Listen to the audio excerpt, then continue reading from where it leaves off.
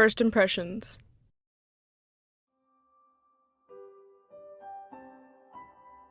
So, the vast expanse of existence, huh?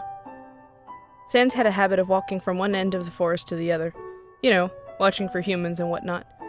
Today he paced through one particular section. The path had been formed so long ago, when people regularly passed through the ruins to Snowdon. These days, it's like I indented the ground by walking here so often. Heh. There wasn't anything keeping it smooth but activity. It wasn't properly paved, after all. People keep saying it's cold here. I wouldn't know, though. I've got no skin. He grinned and shrugged.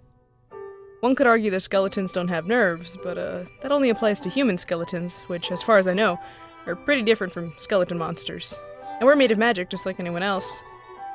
Studies had been done on this sort of thing. How different monsters had manifested specific physical features based on their souls and all.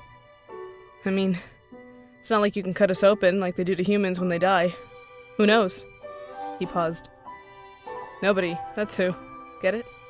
He laughed to himself, softly at first, then a bit louder as he rotated the thought in his head.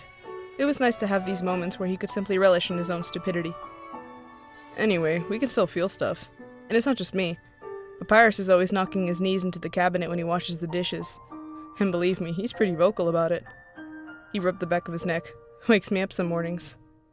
There were 500,000 funny Papyrus stories he could have babbled on about, but he decided to save that for when they reached a better level of familiarity. Maybe. The monsters that aren't from here are always asking us how we stand the cold without fur. It's made up of magic too, though. Wouldn't they still be just as cold?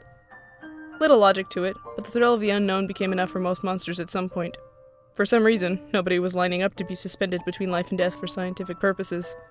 Uncanny. I studied astronomy, so this really isn't my strong suit. Ol' Hotland U.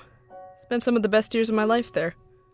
Probably best to consult an actual scientist on this stuff, huh? What an unassuming lump of snow. 'Twould be a shame were someone to disturb it. He stopped walking. He muttered something about the question of whether or not they recorded audio at all. Anyhow, some damage could still be done. Politely, of course. It's best to make a good first impression on new coworkers. Brushing away snow from the lenses in the base of the device, Sans leaned not a foot from the camera lens and gave his best, welcoming smile. If you can hear me, we should meet officially. Maybe have lunch. Alphys, is it? Alphys, which was indeed her name, nearly had a heart attack.